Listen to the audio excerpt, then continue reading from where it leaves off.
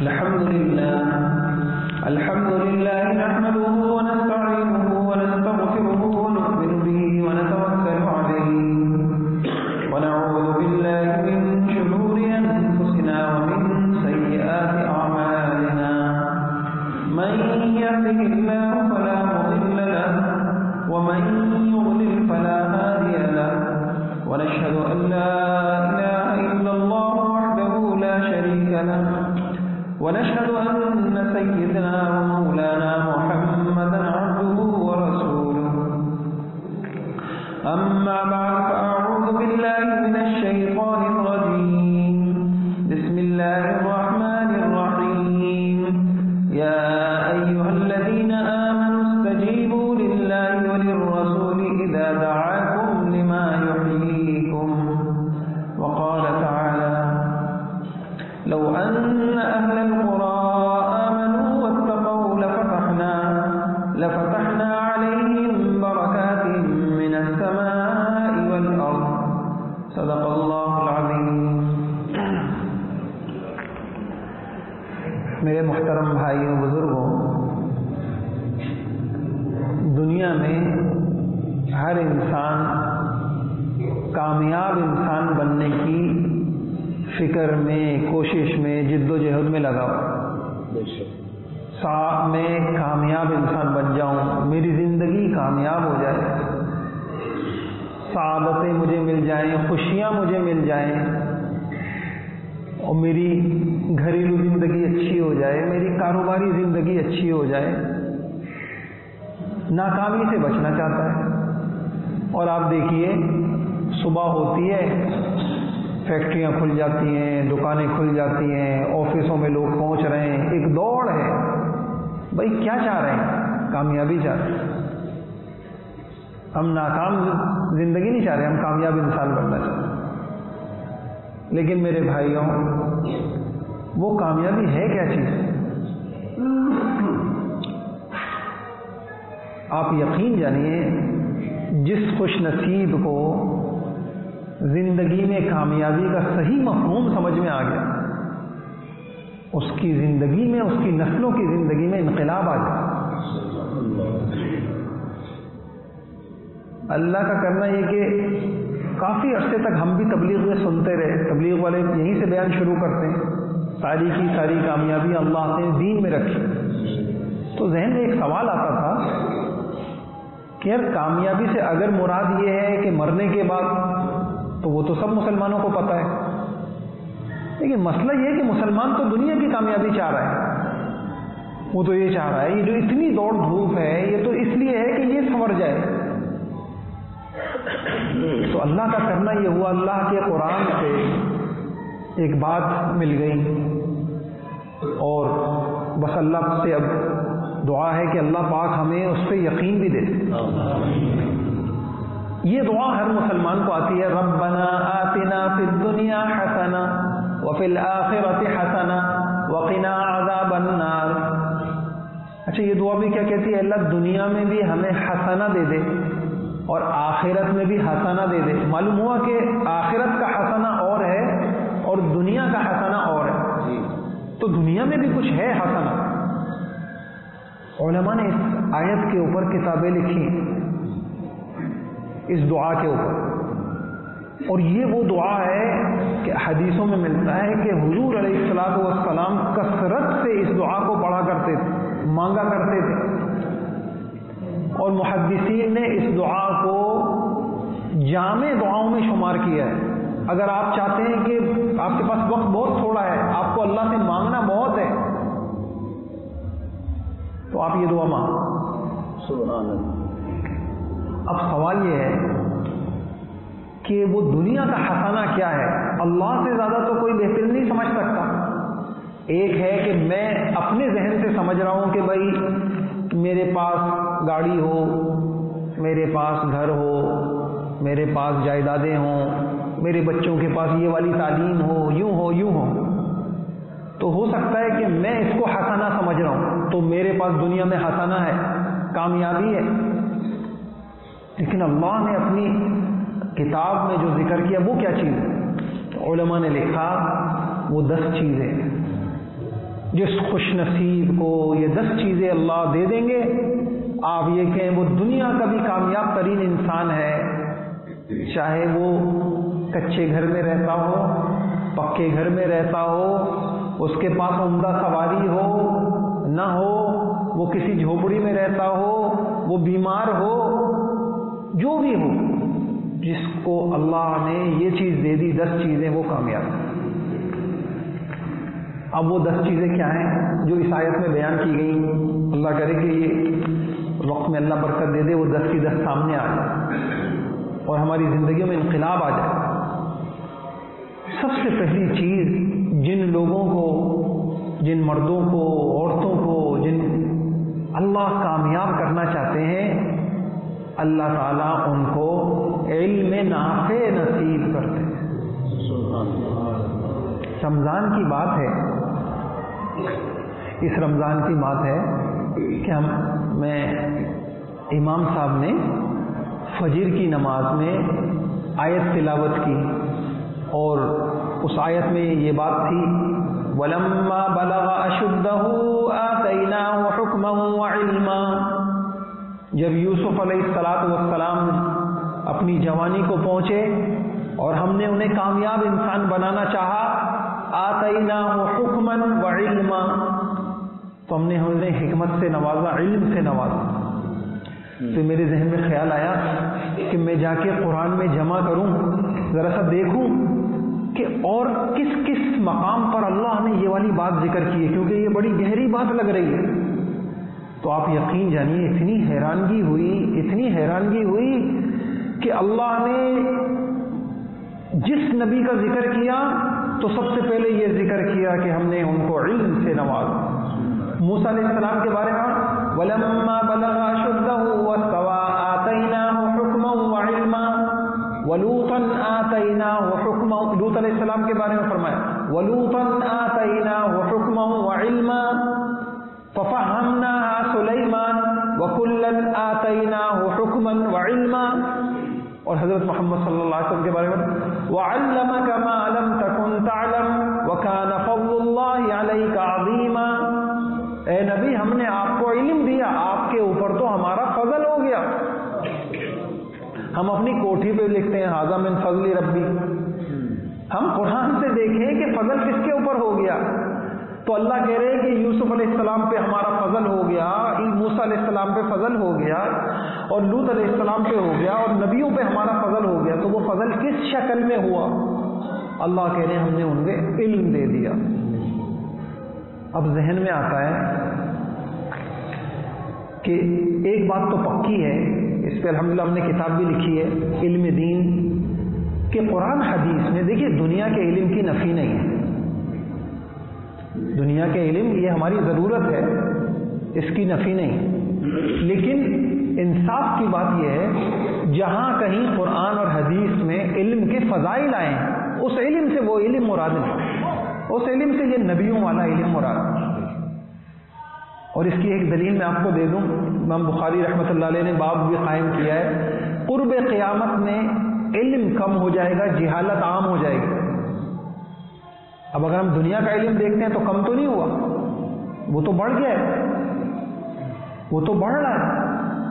پہلے ایک ڈاکٹر ہوتا تھا، اب ہر چیز کا الگ ڈاکٹر، کان ENT ہیں، یہ کان کے ڈاکٹر الگ ہیں، یہ ناک کے الگ ہیں، اور یہ آنکھ کے الگ ہیں، اور فلاں کے الگ ہیں، بڑھتا چلا جا رہا ہے، معلومات بڑھتی چلی نہیں۔ تو اتنی بات انصاف کی ہے کہ دنیا کا علم ضرور سیکھنا ہے، شرائط ہیں، طریقہ کار ہے، لیکن قرآن اور حدیث میں جس علم کے فضائل آئے ہیں اس علم سے یہ والا علم مراد ہے۔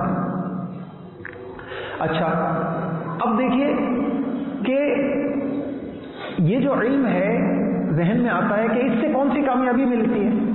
اب میں تھوڑی سی یہ بات عرض کرنا چاہ رہا ہوں کہ اگر ہمیں قرآن کا علم ملا، ہمیں حدیثوں کا علم ملا، ہمیں حضرت محمد صلی اللہ تعالی علیہ وسلم کی سیرت کا علم ملا، تو ہمیں کیا کامیابیاں ملی، میں وہ بات عرض کرنا چاہ رہا ہوں۔ تو دیکھیے سب سے پہلی چیز جو علم والوں کو اللہ نوازتے ہیں، ان کی ترجیحات درست ہو جاتی ہیں، اس فہم کی ان کی ترجیحات درست ہو جاتی ہیں۔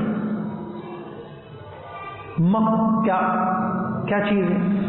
نمبر 1، سب سے پہلا جو اللہ پاک جس کو کامیاب کرنا چاہتے ہیں اس کو علم دیتے ہیں، فہم دیتے ہیں، اور اس علم کی روشنی میں اس کی ترجیح درست ہو جاتی ہے۔ کیا ترجیح درست ہو جاتی ہے؟ پہلی ترجیح یہ درست ہو جاتی ہے کہ اس کو ضرورت، خواہش اور مقصد کا فرق سمجھ میں آ جاتا ہے۔ ضرورت، خواہش اور مقصد کا فرق اس کو سمجھ میں آ جاتا ہے۔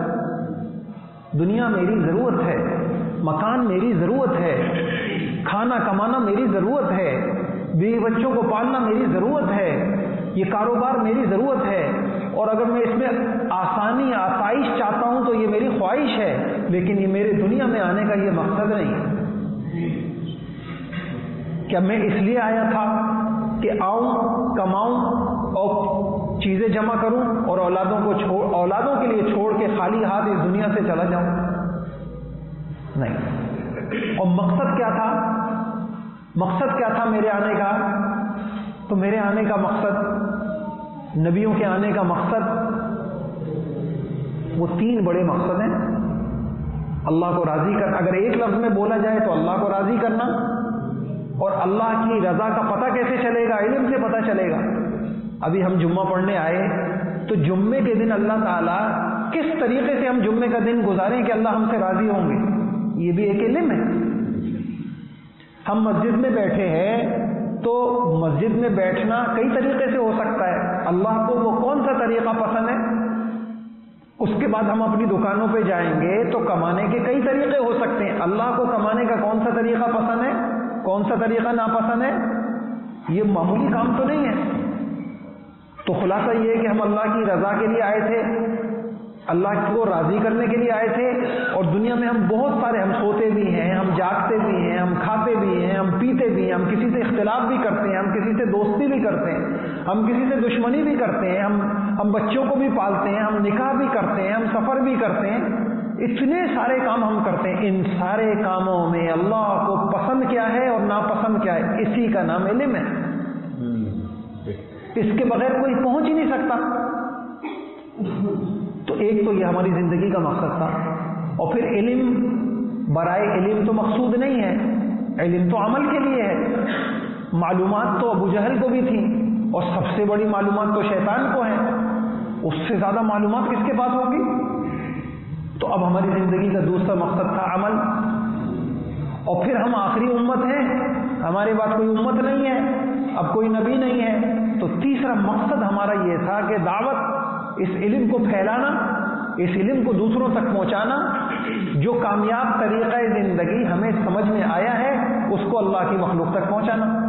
تو بھائیوں، کامیاب انسانوں کو اللہ تعالیٰ جو پہلی چیز دیتے ہیں، ربنا آتنا فی الدنیا حسنہ، تو علماء نے لکھا ہے الفہم فی کتاب اللہ، قرآن کی سمجھ آ جاتی ہے، علم کی سمجھ آ جاتی ہے، حدیثیں اللہ پاک، اس سمجھ کے نتیجے میں اس کی ترجیحات درست ہو جاتی ہیں۔ دیکھیے اللہ کی قسم، یہ جو دنیا ہے اس کا ایک نظام وہ ہے جو ہم اپنی عقل سے، اپنے مشاہدے سے سمجھ پائیں، لیکن ایک نظام اس دنیا کا غیبی ہے۔ ہم سب مسلمان ہیں، دیکھیں ہماری کتاب ہی یہیں سے شروع ہوتی ہے، الذین یؤمنون بالغیب، اور جو غیبی نظام ہے وہ کہاں بیان ہوا ہے؟ وہ قرآن میں بیان ہوا ہے۔ تو جس بندے کے پاس اس غیبی نظام کا علم ہوگا وہ تو کامیاب انسان بن سکتا ہے۔ اللہ کی قسم، کتنا ذہین ہو، کتنا مالدار ہو، اگر اس کے پاس اس غیبی نظام کا علم نہیں ہے وہ کامیاب انسان ہو ہی نہیں سکتا، ہو ہی نہیں سکتا۔ مثلا آپ کہتے ہیں کہ جی ہم نے تو اکنامکس میں، معاشیات میں، اقتصادیات کا بہت معلومات ہیں، ہم نے امریکہ سے ڈگری لی ہے، فلاں سے لی ہے۔ اب ایک سوال پیدا ہو، آپ ساری دنیا کے کمانے کا علم جمع کریں، چاہے وہ امریکہ میں کوئی پڑھ رہا ہے، وہاں سے وہ تجارت کا علم سیکھ کے آیا ہے، یا دنیا میں ہے، یا باپ دادا سے ہے، اس سب کا خلاصہ یہ نکلے گا کہ کثرت، کوئی ایسی محنت کرو جس سے پیسہ زیادہ آئے۔ جبکہ آپ قرآن سے پوچھیں تو انبیاء کی تعلیم، غیبی نظام یہ کہے گا نہیں، کثرت نہیں برکت۔ کتنا فرق ہو گیا، کتنا فرق ہو گیا سارے. اچھا کثرت کے اسباب اور ہیں, برکت کے اسباب اور ہیں. اب جس کے پاس برکت والا علم ہوگا وہ کہے گا نہیں بھائی, زندگی میں کامیابی کے لیے پیسوں کا زیادہ ہونا ضروری نہیں ہے, پیسوں کا بابرکت ہونا ضروری ہے. کتنا فرق آ گیا. اچھا کثرت کا راستہ کیا ہے؟ جھوٹ بول دو پیسہ زیادہ آ جائے گا, دھوکہ دے دو پیسہ زیادہ آ جائے گا. اور ساری دنیا کے پاس یہی والا علم ہے. اس لیے اچھا دنیا کا علم کیا کہتا ہے؟ جھوٹ سے کماؤ, دھوکے سے کماؤ, زیادہ ہوگا تمہاری نسلیں اچھا کھائیں گی, اچھی طرح رہیں گی. اس لیے ہوا کیا کہ چونکہ لوگوں کے پاس یہ والا علم تھا تو انہوں نے اسی علم سے زندگی گزارنا شروع کر دی اور دنیا جہنم بن گئی. ابھی ہمارے کراچی میں 2 ڈاکو آ گئے, ہمارے طالب علم تھے بیچارے کے والد دکان پہ بیٹھے ہوئے تھے, اسلحہ لے کے آ گئے, بیٹے کے اوپر بھی اسلحہ تان لیا. وہ تھوڑا دور تھے, وہ ایسی شلوار کی جیب میں نہ معلوم بیچارے کیا کر رہے تھے, پیسہ چھپا کے کہیں رکھنا چاہ رہے تھے. وہ یہ سمجھا کہ کوئی اسلحہ نکال لیں, اس نے ان کو بہت ساری گولیاں ماری. کہنے لگا کہ میں اسپتال لے گیا, اسپتال والوں میں حالانکہ وہ مر چکے تھے ان کو وینٹیلیٹر پہ چڑھا دیا. کہنے وہ پھر وہ پشتو ڈاکٹر تھے, انہوں نے کہا یہ پیسہ بنا رہے ہیں, تمہارے باپ مر چکے ہیں. اب اس علم سے انسان ایسا درندہ بنتا ہے کہ کسی کا باپ مرا ہے لیکن اس کو اس کا غم نہیں ہے کہ میں کیا کر رہا ہوں. وہ کہہ رہے ہیں مجھے تو پیسے سے زندگی بنتی ہے, لہذا کسی کا باپ مرے نہیں مرے مجھے تو پیسہ کمانا ہے. بولو ان کو وینٹیلیٹر پہ چڑھا کے 1,00,000 2 لاکھ کا بل بنا دو. یہ کون سا علم ہے؟ جب دنیا کے پاس یہ والی معلومات آئی تو دنیا جہنم کدا بن گئی. دنیا کے پاس یہ علم آیا کہ کثرت سے زندگی بنتی ہے تو بھائی بھائی کی جائیدادیں کھا رہا ہے, بھائی بہنوں کی میراثیں کھا رہا ہے, اور وہ خوش ہے کہ میں نے جو ہے کیا کر لیا ہے, میرے پاس تو پیسہ زیادہ آ گیا. دنیا جہنم کدا بن گئی. اولادیں اللہ اکبر ماں باپ سے ناراض ہیں. کیوں ہیں؟ کہ تم نے ہمیں یہ نہیں دیا, تم نے ہمیں یہ نہیں دیا, فلاں کو یہ دے دیا, فلاں وہ دے. یہ تعلق بھی خراب ہو. کیا ہو گیا؟ علم غلط ہو گیا. میرے بھائیوں عمل غلط ہو جائے اتنا نقصان نہیں ہوتا جتنا علم غلط ہو جائے تو جتنا نقصان ہوتا. اور جن کو اللہ نے یہ والا علم دے دیا, خوش نصیب لوگوں کو کہ نہیں, کثرت سے نہیں زندگی برکت سے بنتی ہے. اور یہ علم نبیوں کا ہے. میں اکثر کہتا ہوں, ہم جب تجارت کی ہماری کلاسیں ہوتی ہیں میں تاجروں سے عرض کرتا ہوں یہ والی آیت خوبصورت سی لکھ کر اپنے آفس میں اپنی دکان میں لگا لیں. بقیت اللہ خیر لکم ان کنتم مؤمنین. شعیب علیہ السلام کی قوم کا علم غلط ہو گیا تھا. وہ کیا سمجھنے لگے؟ وہ بھی یہی سمجھنے لگے تھے کہ جتنا زیادہ پیسہ ہوگا اتنی زیادہ زندگی خوبصورت ہوگی. تو شعیب نبی ان کو کہہ رہے ہیں بقیت اللہ خیر لکم ان کنتم مؤمنین. اے بھائیوں, غیبی ایمان والی بات یہ ہے کہ حلال کی قلیل بچت حرام کی کثرت سے بہتر ہے. علماء نے, آپ تفسیر عثمانی دیکھیں, حضرت نے لکھا کہ سب کے حق ادا کر کر دے دلا کر زکوٰۃ بھی آپ نے نکال دی اور آپ نے گاہک کو دھوکہ بھی نہیں دیا, سارے حق نکال کے اب جو کچھ بچ جائے گا اللہ کی قسم تم مومن ہو تو یقین رکھو یہی سی میں تمہارے لیے بہتری ہے. یہ کون سا علم ہے؟ کاش کہ یہ علم ہمارے پاس ہوتا تو ہماری زندگیاں خوبصورت ہوتی. تو ایک بات میں نے آپ سے یہ عرض کی کہ جن کو اللہ کامیاب کرنا چاہتے ہیں اللہ تعالیٰ ان کو علم نافع دیتے, صحیح غیبی علم دیتے ہیں. اللہ ان کو قرآن کا علم دیتے ہیں, نبیوں کا علم دیتے ہیں, وحی کا علم دیتے ہیں. اس سے ان کی ترجیحات درست ہو جاتی ہیں, ان کی سوچیں درست. ساری دنیا سوچ رہی ہو, وہ کہتے ہیں پرواہ نہیں ہے ہم کو. جیسے کسی نے یہ بات کہی کہ ہجوم جس طرف چل رہا ہے ہجوم کے پیچھے غلط راستے پر چلنے سے بہتر ہے صحیح راستے پہ اکیلے چل. ہجوم کے پیچھے غلط راستے پر چلنے سے بہتر ہے صحیح راستے پہ اکیلے چل. تو ہی صحیح راستہ کس کو پتا ہے؟ انبیاء وہی راستہ تو دکھانے آتے ہیں.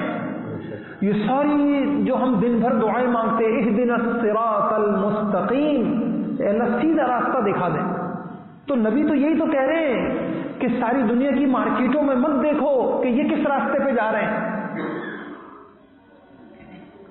تم اس قرآن سے دیکھو، حدیثوں سے دیکھو، نبیوں کی زندگی سے دیکھو کہ سیدھا راستہ کون سا.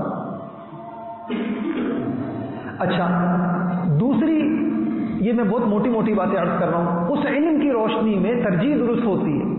ایک ترجیح یہ بھی درست ہوتی ہے کہ انسان کو یہ بات سمجھ میں آتی ہے کہ زندگی مال سے نہیں عمل سے بنتی. اللہ اکبر، بہت بڑی باتیں عرض کر رہا ہوں. ہمارا علم یہ کہتا ہے کہ ہماری زندگی پہ اثر انداز کیا چیزیں ہوتی ہیں؟ پیسہ. اگر خوبصورت زندگی چاہیے، شاندار زندگی چاہیے تو پیسہ ہونا چاہیے. ہمارا علم ذالک مبلغہم من العلم، اللہ کہتے ہیں ذالک مبلغہم من العلم، یہ تمہارے علم کی معراج ہے. تم بہت پڑھا کے پہنچے تو کہاں تک پہنچے؟ تم یہاں تک پہنچے کہ ذالک مبلغہم من العلم. اب نبیوں کا علم کیا کہتا ہے؟ نبیوں کا علم کہتا ہے کہ ہماری زندگی پہ سب سے زیادہ جو چیز اثر انداز ہوتی ہے وہ ہوتی ہے اچھے اور برے عمل. اچھا اچھے برے عمل اثر انداز ہوتے ہیں، یہ غیبی علم ہے، یہ نظر آتا ہے. فرض کیجئے آج جس نے فجر کی نماز نہیں پڑھی تو اس کو یہ نظر آیا کہ اس فجر کی نماز نہ پڑھنے کا جو عمل تھا، اس عمل نے میری زندگی میں کہاں کہاں مشکلات پیدا کی؟ نظر آیا؟ نہیں نظر آیا. لیکن اللہ کی قسم، اللہ کے گھر میں بیٹھا ہوں، بلکہ میں پکی بات عرض کر رہا ہوں، ایسا ہو نہیں سکتا کہ کوئی اللہ کا حکم توڑے اور اس کی زندگی میں پریشانیاں، اس کی زندگی میں مشکلات نہ آئیں. اب آپ کے ذہن میں آئے گا کہ پھر وہ مشکلات ہمیں نظر کیوں نہیں آتی؟ میں کافی عرصے تک سوچتا رہا کہ ہمیں عملوں میں کامیابی نظر کیوں نہیں آتی. تو اللہ نے ایک بات سجھائی، عمل میں 100% کامیابی ہے، نظر کیوں نہیں آتی؟ بھائیوں اگر نظر آنے لگے تو پھر دنیا دارالامتحان کہاں رہے؟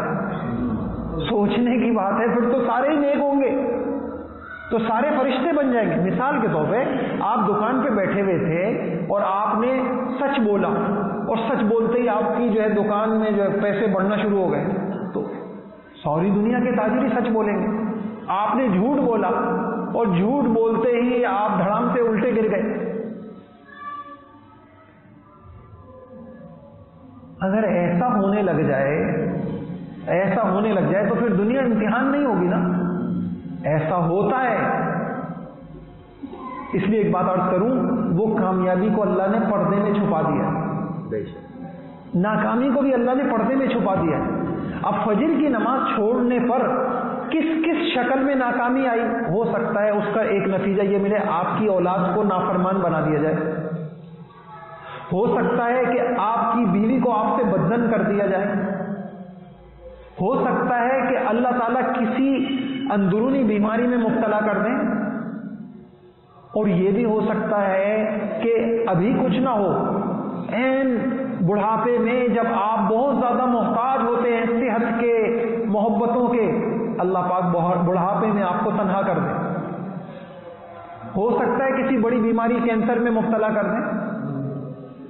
یہ سارے عمل بد کے اوپر ناکامیاں آتی ہیں، لیکن پردے میں آتی ہیں.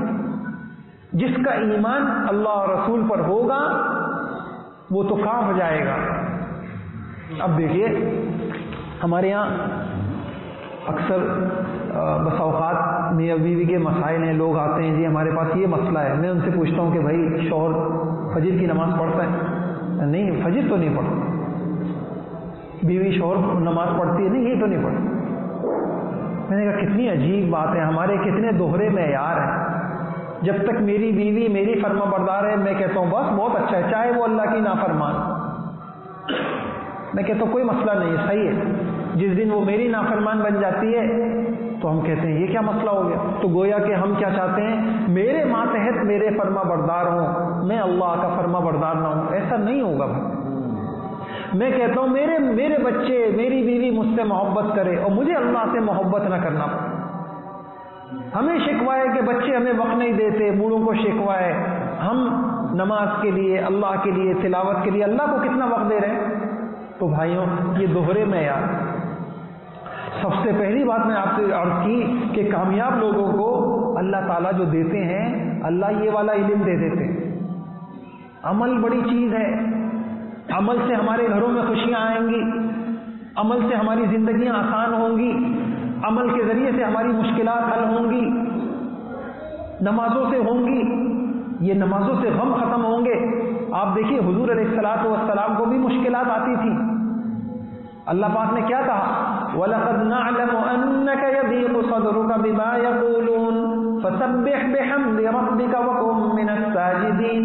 ہم دیکھ رہے ہیں یہ کافر آپ کو ستا رہے ہیں تو آپ کا دل تنگ ہو رہا ہے، اللہ اکبر، سمندروں جیسا دل اتنا ستایا گیا کہ حضور کو بھی پریشانی ہوتی تھی، یہ کیا کہہ دیا مجھے، یہ کیا کر دیا میرے ساتھ؟ اللہ کہہ رہے اپنے سجدے لمبے کر دیجئے، تسبیح زیادہ کر دیجئے۔ اپنے پیارے پیغمبر کو حل بتایا جا رہا ہے، آپ کے غم زیادہ ہو رہے ہیں، آپ سجدے لمبے کر دیں۔ بھائیوں اللہ کی قسم، اس علم نبوت کی روشنی کے بغیر دنیا کا کوئی انسان اچھی زندگی نہیں گزار سکتا، وہ کامیاب انسان نہیں ہو سکتا، وہ ٹھوکریں کھائے گا، وہ معاشرے کو دیکھ کے چلے گا، وہ دیکھے گا لوگ خوشیاں کیسے مناتے ہیں، لوگ غم کیسے مناتے ہیں، لوگ تجارت کیسے کرتے ہیں، لوگ بچے کیسے پالتے ہیں، لوگ شادیاں کیسے کرتے ہیں، اور اتنی ٹھوکریں کھائے گا اور سمجھ میں نہیں آئے گا یہ میرے ساتھ ہو کیا رہا۔ جب انسان علم کی طرف آئے گا، اور علم کے لیے آپ کو علماء سے جڑنا پڑے،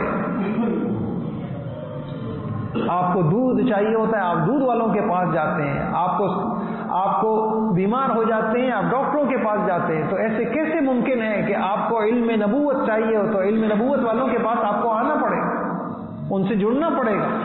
اور ایک بات اور عرض کروں بھائیوں، ایک طبقہ علماء سے جڑتا ہے لیکن اس کے ذہن میں یہ ہوتا ہے کہ ہم علماء کی ضرورت ہے، کہ ہم چندے دیں گے تو ان کے مدرسے چلیں گے، خدا کی قسم یہ ذہن سے نکالنا چاہیے۔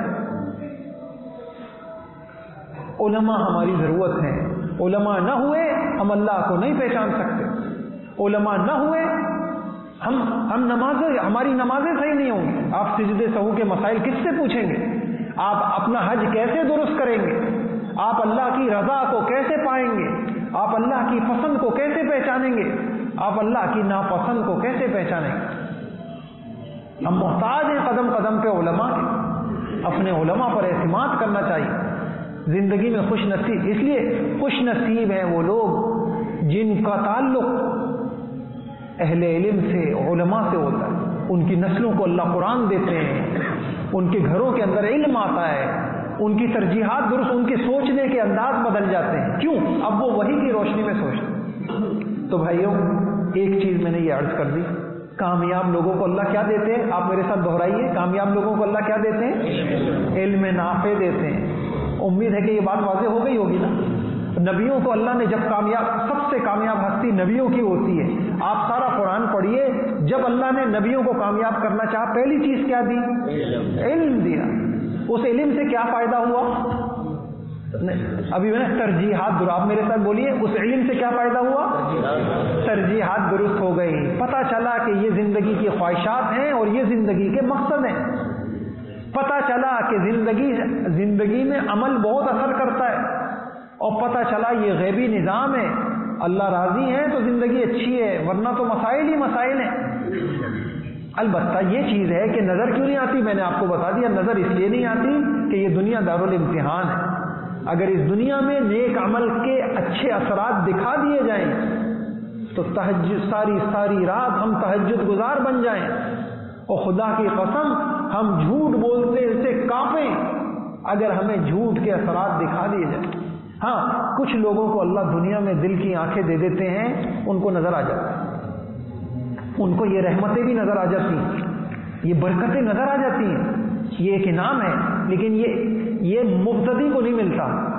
مبتدی کو تو بن دیکھے ماننا پڑے گا۔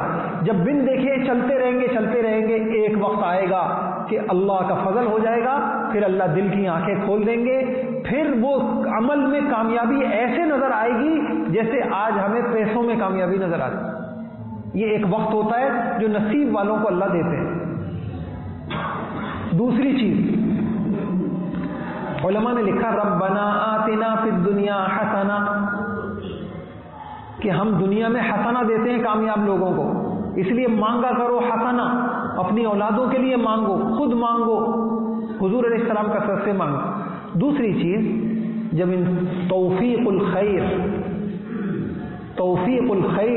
توفیق العمل، اور ویسے واضح سی بات ہے، جس بندے کو یہ بات سمجھ میں آ گئی کہ میری زندگی پہ سب سے زیادہ اثر انداز ہونے والی چیز عمل ہے، تو وہ عمل چھوڑے گا؟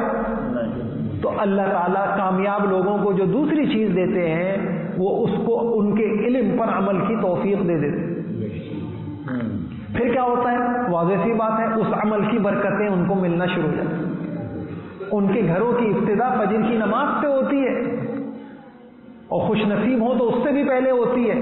اس لیے میں عرض کرتا ہوں لوگوں سے، اللہ مجھے بھی توفیق دے کہ بھائیوں، یا راتوں کو رو لو یا دن میں رو لو، ایک جگہ تو رونا ہے۔ کچھ لوگ ہوتے ہیں جو راتوں کو اللہ کے آگے رو لیتے ہیں کہ اللہ ہماری مشکلیں، کیوں؟ یقین یہ بن گیا کہ مشکلیں حل کرنے والا کون؟ اللہ ہے۔ مسائل حل کرنے والا کون؟ اللہ ہے۔ اور مسائل حل کیسے کرے گا؟ جب راضی ہوگا۔ تو ان کی ابتدا رات سے ہوتی ہے کہ اللہ بہت کمزور ہوں، اے اللہ میرے بچوں کے یہ مسئلے ہیں، میری بیوی کے یہ مسئلے ہیں، میرے صحت کے یہ مسئلے ہیں، میرے کاروبار کے یہ مسئلے ہیں، اے اللہ تو میرے مسئلے حل کر۔ وہ راتوں کو روتے، اللہ ان کو دن کے رونے سے بچا لے، ورنہ دن میں ہر ایک رلاتا ہے، ہر ایک رلاتا ہے، بیوی بھی رلاتی ہے، بچے بھی رلاتے ہیں، پڑوسی بھی رلاتے ہیں، ماتحت بھی رلاتے ہیں، اور یہ اللہ کا عذاب ہوتا ہے۔ تم ایک کے سامنے نہیں روئے، اب تم سب کے سامنے روئے۔ تو بھائیوں، جب یہ بات سمجھ میں آ جاتی ہے کہ کامیابی نام ہے، کامیابی نام ہے اس چیز کا، علم صحیح ہو گیا تو توفیق عمل کی مل گئی، جب عمل کی توفیق مل گئی تو عمل کی برکتیں بھی مل گئیں، وہ جڑی ہوئی ہیں اس کے ساتھ، جیسے شہد کے ساتھ مٹھاس جڑی ہوئی ہے، ایسے ہی نیک عمل کے ساتھ اس کی برکتیں جڑی ہوئی ہیں، سجدوں کے ساتھ برکتیں جڑی ہوئی ہیں، دعاؤں کے ساتھ برکتیں جڑی ہوئی ہیں، اللہ کی رضا کے ساتھ، حرام سے بچنے کے ساتھ برکتیں جڑی ہوئی ہیں، سچائی کے ساتھ برکتیں جڑی ہوئی ہیں، کاروبار پہ برکتیں آ رہی، امانت داری کے ساتھ، وفا کے ساتھ، اخلاص کے ساتھ، اخلاق کے ساتھ، ہر عمل کے ساتھ اللہ نے برکتوں کو جوڑ دے۔ اب وہ کس شکل میں، بات وہی آ گئی، وہ نہیں بتایا جائے گا وہ کس شکل میں ملے گی۔ کچھ شکلیں ہیں جو علماء نے بیان کی ہیں، میں آگے بتاتا ہوں وہ شکلیں کیا ہیں، اب وہ میں شکلیں میں آپ سے عرض کرتا ہوں۔ ابھی تک دو باتیں میں نے آپ سے عرض کی کہ جن لوگوں کو اللہ دنیا میں بھی کامیاب کرنا چاہتے ہیں 10 چیزیں دیتے ہیں۔ پہلی چیز علم نافع، دوسری چیز عمل، اب تیسری چیز سنیے، تیسری چیز علماء نے لکھا ہے المال الصالح، المال الصالح۔ زندگی دارالاسباب ہے، ہمیں مال چاہیے، اللہ پاک ان کو صالح مال دیتے ہیں، بابرکت مال دیتے ہیں۔ ایک مال عذاب بھی ہوتا ہے، قرآن میں انما یرید اللہ لیعذبہم، اللہ کہہ رہے ہیں میں اس مال کو تمہارے لیے عذاب بنا دوں گا۔ اللہ اکبر۔ اب دیکھیں دنیا میں ہمارے کسی بچے میں، کالج کا بچہ ہو، یونیورسٹی کا، آپ جا کے پوچھیں مال کیسا ہے، وہ کہے گا بہت اچھی چیز ہے۔ ہم کہیں گے نہیں، آپ کا علم غلط ہے، قرآن کہہ رہا ہے مال اچھا بھی ہے، مال برا بھی ہے، یہ دھوری دار تلوار ہے، آپ کا علم غلط ہے، آپ کو صحیح علم نہیں ہے، آپ چاہے امریکہ سے پڑھ کے آئے یونیورسٹی، اللہ پاک نے مال کو عذاب بھی کہا ہے، مال کو فضل بھی کہا ہے، مال کو خیر بھی کہا ہے، تو دیکھنا پڑے گا کہ کون سا مال۔ تو ایک چیز اللہ پاک یہ نوازتے ہیں، ان کا مال، مال صالح کیا ہے؟ آپ کے مال سے اگر اللہ کا دین زندہ ہو رہا ہے، آپ کا مال، اس کا مطلب ہے کہ اس نے قبول کر لیا آپ کا مال، آپ کے مال سے حفاظ پیدا ہو رہے ہیں، علماء پیدا ہو رہے ہیں، آپ کے مال سے اللہ کا گھر سنور رہا ہے، اللہ کا گھر بن رہا ہے، مسجد بن رہی ہے، مدرسے بن رہے ہیں. اور اگر آپ کا مال اور ہمارا مال ہماری خواہشوں پہ لگ رہا ہے، اس کا مطلب ہے کہ مردود ہو چکا ہے یہ مال. اس مال میں کچھ مسئلہ ہے. ان اللہ طیب لا یقبل الا طیب، اللہ پاک ہیں اور پاک کو قبول کرتے ہیں. تو 3 انعام ہو گئے. چوتھا انعام القناعہ. یہ اللہ پاک اس بندے کو قناعت دے دیتے ہیں، وہ ہر حال میں اللہ سے خوش ہوتا ہے. اللہ زیادہ دے دیں الحمدللہ خوش، اللہ کم دے دیں خوش. کیوں؟ وہی بات، ترجیح اس کی درست ہو گئی ہے. زندگی مال سے تھوڑی بنتی ہے، زندگی مال سے تھوڑی بنتی ہے، زندگی اللہ بناتے ہیں. تو اس کو پھر پریشانی نہیں ہوتی کہ یہ پچھلے سال تو اتنے لاکھوں میں تھے، اب یہ اتنے کم کیوں ہو گئے. اس کی زندگی میں قناعت. کتنی چیزیں ہو گئی؟ 4. 5ویں چیز المرأۃ الصالحہ. اللہ تعالیٰ اس کو نیک بیوی دے دے، معاون بنتی ہے نیک بیوی. اب اس کا وقت نہیں ہے، میں بات ختم کر پونے تک ہے 50 میں. المرأۃ الصالحہ، اللہ نیک بیوی دے دیتے. اللہ، اب بیوی والے سب سمجھتے ہیں، جن جن کی بیوی ہے سب سمجھتے ہیں کہ نیک بیوی اللہ کا کتنا بڑا انعام، اللہ کا کتنا بڑا انعام. اور دنیا کس چیز کا نام؟ آپ پڑھیں گے تو لکھا ہے نیک بیوی. وخیر متاعها المرأۃ الصالحہ. ہم سمجھیں دنیا فیکٹری کا نام ہے، دنیا نیک بیوی کا نام. اللہ موافقت دے دیتے، اللہ اس کی اطاعت دے دیتے، اللہ اس کے دلوں میں محبت ڈال دیتے ہیں، اللہ اس کو خدمت گزار بنا دیتے ہیں. وہ آپ کے مقاصد میں آپ کی ہمنوا ہو جاتی ہے. یہ نیک بیویاں کہاں سے بنتی ہیں؟ بات وہیں گھوم کے آ گئی. علم صحیح ہوگا تو نیک بیویاں ملتی رہیں گی، ورنہ ہاتھوں میں ڈگریاں پکڑ کے آئیں گی اور زندگی عذاب کر دے گی. ایم اے کیا ہوا ہے میں نے، ماسٹر کیا ہوا ہے میں نے، اور 4 دن کے بعد طلاقوں کے مطالبے ہوں گے اور ایک عذاب ہوگا. آپ یقین جانیں، اللہ میرے بھائیوں، اللہ سے کون جنگ لڑ سکتا؟ اللہ جس کی بگاڑنے پہ آ جائے اس کے پاس کوئی ایک راستہ ہے؟ اللہ سے کون جنگ لڑ سکتا؟ ہم سے قصور یہ ہوا، ہم یہ سمجھے وہ دنیا بنا کے فارغ ہو گیا، اب ہم اپنی زندگیاں خود بنائیں گے. وہ ہمارے ہر عمل میں دخیل ہے. سانس آ رہا ہے تو اس کے چاہنے سے، اور اسی وقت آتا رہے گا جب تک وہ چاہے. جس دن اس نے چاہ لیا پھر ہم مشینیں بھی لگائیں گے تو سانس نہیں واپس لا سکیں. تو ایسے رب کو ہم نے چھوڑ دیا، ایسے رب کو ہم نے چھوڑ دیا، اس کی رضا کو کچھ نہیں سمجھا. عجیب بات ہے. میں لوگوں سے میں عرض کرتا ہوں اللہ مجھے بھی سمجھا دے.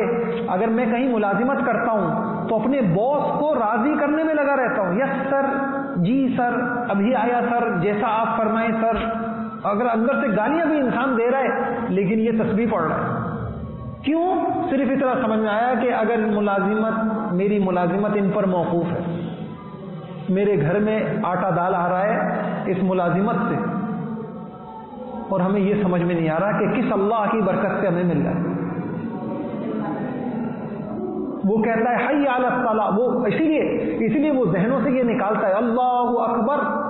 لوگوں، تمہارا افسر بڑا نہیں ہے، یہ تمہاری فیکٹری بڑی نہیں ہے، میں بڑا ہوں. لہذا کیا کرو، بڑے کی ماننے میں کامیابی ہوتی ہے. سب چھوڑ دو، آ جاؤ حی علی الصلاۃ. کیا ملے گا؟ حی علی الفلاح، کامیاب ہو جاؤ گے. یہ نہیں سمجھ میں آ رہا ہمیں. تو المرأۃ الصالحہ بھی اس علم سے ملتی ہے بھائی. اس لیے بھائیوں، اپنی بچیوں کو اللہ کے واسطے علم سکھائیں، اپنی بیویوں کو علم سے جوڑیں. آپ کے گھر میں سکون آئے گا. ماشاءاللہ یہاں کورس ہوتے ہیں، آپ اپنی بچیوں کو بھیجیں، اپنی خواتین کو بھیجیں، ان کو مشغول رکھیں. یہ انشاءاللہ ہمارے لیے معاون بنے گی. ورنہ شیطان ان کے دل دماغ کو ایسا کر دے گا، آپ کما کما کے آپ کی کمر ٹیڑھی ہو جائے گی اور یہ خوش نہیں ہوں. انسان کہے گا میں نے کیا کیا اور مجھے کیا ملا. 5 انعام ہو گئے. 6واں انعام الاولاد الابرار. اللہ نیک اولاد دیتے ہیں. کتنا بڑا انعام ہے، کتنا بڑا اللہ کا انعام ہے بھائیوں. رزق صرف دیکھیے، یہ ذہن میں اللہ مجھے بھی سمجھا دے، رزق صرف مال نہیں ہوتا. ہم اب دیکھیں علم ہمارا غلط ہو گیا، ہم سمجھتے ہیں کہ رزق مال ہے. او بھائی، اللہ کسی کو رزق مال کی شکل میں دیتے ہیں، کسی کو نیک بیوی کی شکل میں دیتے ہیں، کسی کو اچھی اولاد کی شکل میں دیتے ہیں، کسی کو صحت کی شکل میں دیتے ہیں، کسی کو علم کی شکل میں دیتے ہیں، کسی کو اللہ کسی شکل میں دیتے ہیں. یہ رزق کی شکلیں ہیں. ہم ناشکرے ہو رہے ہوتے ہیں، فلاں کے پاس یہ ہے میرے پاس نہیں. آپ کو کسی اور شکل میں ملا ہے. تو اللہ نیک اولاد دیتے ہیں. اللہ کا بہت بڑا انعام ہے، اللہ کی قسم. نیک اولاد، نیک اولاد اللہ کا انعام ہے. آج مسئلہ ہو گیا ہے، آپ کو کیا بتاؤں. باپ سے سکڑا ہوتا ہے، ایک بیٹا انگلینڈ میں، ایک بیٹا فلاں جگہ. میں نے اپنے اللہ جس گھر میں رہتا ہوں، صبح والد، بوڑھا والد، سردیاں ہوں، بچے کی گاڑی صاف کر. ہمارے بچے بھی حیران ہوتے تھے، اللہ اکبر، بیٹے کی گاڑی باپ صاف کر. آج باپوں کو نوکر بنا لیا ہے. اس بچے کو چھوڑ کے آنا ہے، وہ بل جمع کرانا ہے، یہ کرانا ہے. تو پھر آپ کو گھر میں رہ سکتے ہیں بیٹے کے عزت کے ساتھ، ورنہ آپ کے پاس کچھ بول نہیں سکتے. جیسے ایک خوش آمدی ہوتا ہے، پوتے کو بھی خوش کرے، نواسے کو بھی خوش کرے، کہیں بیٹا ناراض نہ ہو جائے، کہیں بہو ناراض. ایک صاحب مجھے ملے، کہنے لگے میں موڈ دیکھتا ہوں، جب تک ایک بہو کا موڈ اچھا ہوتا ہے وہاں رہتا ہوں، پھر دوسرے بیٹے کے پاس چلا جاتا ہوں. تو قصور ہم سے ہوا کہ ہم نے اپنی اولاد کو علماء سے نہیں جوڑا. تو یہ بیچارے یہ سمجھے کہ مال ہی سب کچھ ہے، باپ کچھ نہیں ہے. ان کو ملا ہی یہ علم تھا. کتنے انعام ہو گئے؟ 7واں انعام اللہ پاک عمل کی برکت سے جو دیتے ہیں، ثناء الخلق. یہ میں صرف آپ کو قرآن سے بتا رہا ہوں. ربنا آتنا فی الدنیا. 7واں انعام اللہ پاک عطا فرماتے ہیں، اللہ لوگوں کے دلوں میں محبتیں ڈال دیتے ہیں. آپ نے نہیں دیکھا اللہ والوں کی جوتی آتے ہیں نا ماشاءاللہ آپ کے یہاں اللہ والے، ان کو دیکھنا آپ اپنے لیے سعادت سمجھتے ہیں. ان کے اوپر مال لگانا آپ اپنی سعادت سمجھتے ہیں. ان کو وقت دینا آپ اپنی سعادت سمجھتے ہیں. ان کی جوتیاں سیدھے کرنا آپ سعادت سمجھتے ہیں. یہ محبت کسی بازاروں سے خریدی جا سکتی ہے؟ یہ 8 انعام ہو گئے، 7 انعام ہو گئے. 9واں انعام النصر علی الاعداء. النصرۃ علی الاعداء. دنیا میں لوگ جلتے بھی ہیں، حسد بھی کرتے ہیں، کینہ بھی کرتے ہیں. اللہ رب العزت آپ کی مدد کرتے ہیں. اللہ والوں سے کوئی جنگ نہیں لڑ سکتا. آپ سمجھیں گے ہم نے ان کو یوں تنگ کر دیا، یوں تنگ کر دیا. ان کا دل دکھے گا، نظام غیبی حرکت میں آ جائے گا. اس لیے میں نے ایک بڑے اللہ والوں کی بات سنی، جس کی کمبختی آتی ہے، جس کو اللہ نامراد کرنا چاہتے ہیں، وہ کسی نیک کے پیچھے پڑ جاتا ہے. وہ اللہ کے پیاروں کے عیب نکالنا شروع کر دیتا ہے. علماء میں یہ ہوتا ہے، علماء میں یہ ہوتا ہے، یہ مولوی ایسے ہوتے ہیں. آپ دیکھیے گا ان کی زندگیاں. جس کی کمبختی آتی ہے تو وہ نیک لوگوں کے پیچھے پڑ جاتا ہے. اور اس کے بعد میرے بھائیوں، ایک انعام یہ دیا جاتا ہے کامیاب لوگوں کو، قبولیت دعا. قبولیت، دیکھیے دنیا میں حال ایک جیسا نہیں رہتا. آج صحت ہے، کل بیماری. آج مالی حالت اچھا ہے، کل پریشانی. تو اب پریشانی میں اللہ تعالیٰ نیک لوگوں کو دعا کی توفیق دے کر ان کی دعا میں قبولیت ڈال دیتے ہیں. تو اس وجہ اس کی برکت سے نیک لوگ الحمدللہ ان کے حال صحیح رہتے ہیں. پریشانی آتی ہیں، روتے ہیں دھوتے ہیں، اللہ سے مانگتے ہیں، پھر صحیح ہو جاتا ہے. پھر کوئی حال آ جاتا ہے، روتے دھوتے اللہ سے مانگتے ہیں. اچھا، 2 چیزیں ملتی ہیں، یا تو وہ حال بدل جاتا ہے یا اس حال پہ ان کو رضا نصیب ہو جاتی ہے. آپ دیکھ رہے ہیں فلسطین میں اللہ اکبر کیسا ان کو رضا نصیب ہے اللہ پاک. یا تو حال بدل جاتا ہے برا حال، یا پھر اسی حال میں اللہ ان کے دل میں ایک خاص قسم کا سکون، خاص قسم کا اطمینان. وہ کہتے ہیں بس جی میرا اللہ جس حال میں مجھے رکھے. اور آخری چیز یہ سب جس پر یہ سب موقوف ہے وہ ہے صحبت الصالحین. سوچے کہاں سے بدلیں گی، عمل کی توفیقیں کہاں سے ملیں گی، ترجیحات کہاں سے درست ہوں گی. اللہ پاک جس کو نوازنا چاہتے ہیں نیک لوگوں کی صحبت اس کو نصیب کر. علماء کے پاس بیٹھنا سعادت سمجھتا ہے. کچھ لوگ آپ نے دیکھا ایسے ہوتے ہیں، کوئی آ جائے کوئی بیان کر لے، دور سے بیان سنیں گے اسی دروازے سے نکل جائیں گے. ہمیں ملنا چاہیے، قدر کرنی چاہیے. اپنی اولادوں پہلے زمانے میں اپنی اولادوں کو لوگ لیتے حضرت یہ میرا بیٹا اس کے لیے دعا کر دیں. اللہ والوں کی دعاؤں سے ہماری نسلیں سنوریں. حضرت ہمارے گھر کے اندر آ جائیے، برکت ہو جائے گی. کبھی حضرت کے گھر میں جا رہے ہیں، کبھی حضرت خوشیوں میں شریک ہو رہے ہیں، غموں میں شریک ہو رہے ہیں. یہ جو جوڑ ہے ہمارا، 3 طبقات سے آپ کا جوڑ جتنا مضبوط ہوگا، بات ختم کر رہا ہوں، انشاءاللہ اللہ تعالیٰ آپ کو کامیاب انسان بنا دیں گے. اللہ مجھے بھی نصیب کر دیں. نمبر 1 علماء سے جوڑ ہوگا، علم ملتا رہے گا، یہ سب کی ضرورت ہے. نمبر 2 اہل اللہ سے. ایک علم ظاہری ہوتا ہے اور ایک علم باطنی ہوتا ہے. اہل اللہ کو اللہ نے سینے کا علم دیا ہے. ان کے سینے میں جو اللہ کی محبت ہے، وہ محبت دیکھیے، میں عجیب بات بتاؤں، جو خواہش والے سینے ہوتے ہیں نا، یہاں سے ریزیں نکلتی ہیں، اور جو اہل اللہ کے دل ہوتے ہیں وہاں سے بھی ایسی ریز نکلتی ہے جو ہمارے دلوں پہ اثر کرتی ہے. آپ نے دیکھا ہوگا کہ اللہ والوں کی صحبت سے بیٹھ کے انسان کو دنیا کی بے رغبتی پیدا ہو رہی ہوتی ہے. یہ ان کی تو اہل اللہ سے ہمارا تعلق ہو. ہمارے گھر صحابہ یہ کرتے تھے، یا رسول اللہ آپ میرے گھر میں آ جائیے، برکت ہو جائے گی. یا رسول اللہ وہ آپ میرے گھر میں ذرا سا آ جائیے. پھر حضور کہتے اچھا بھائی کہاں نماز پڑھ لوں؟ حضرت یہاں پہ آپ نماز پڑھ لیجیے.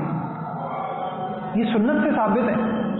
اس سے کیا ہوتا تھا، آپ اپنی اللہ والوں کی جوتیاں سیدھی کریں گے، آپ کے بچے دیکھیں گے اچھا اللہ والے اتنی بڑی چیز ہوتی ہے کہ بابا ان کی جوتیاں سیدھی کر رہے ہیں، خود بخود ان کو اتنی بڑی سعادت مل جائے گی. اور تیسری چیز تبلیغ والوں سے جڑنا. پوری امانت داری کے ساتھ میں نے آپ کو 3 باتیں بتائی ہیں. یہ خیر کا چشمہ ہے، اور کچھ نہیں کر سکتے تو محبت کریں. کچھ نہیں کر سکتے، نہیں جی ہم تو بہت مصروف ہیں، ٹھیک ہے پھر بھی محروم نہیں ہیں آپ محبت کریں، نفرت نہ کریں. یہ چنے ہوئے لوگ ہیں، ان کے اوپر اللہ کا فضل ہو گیا. اب اگر ہم چاہتے ہیں کہ ہمیں اللہ دے دے تو ہم یہ کام کر لیں. اللہ تعالیٰ سے دعا ہے اللہ تعالیٰ آپ سب کو کامیابی اور سعادتوں کی اور خوشیوں والی زندگی نصیب فرمائے، برکتوں والی، رحمتوں والی، سلامتیوں والی، حادثات سے، بلاؤں مصیبتوں سے محفوظ زندگی نصیب فرمائے. اور اس زندگی کے میں یہ جو 10 چیزیں میں نے عرض کی ہیں، اللہ یہ 10 کی 10 چیزیں مجھے، آپ کو، آپ کی اولاد و نسلوں کو اللہ تعالیٰ نصیب فرمائے. وآخر دعوانا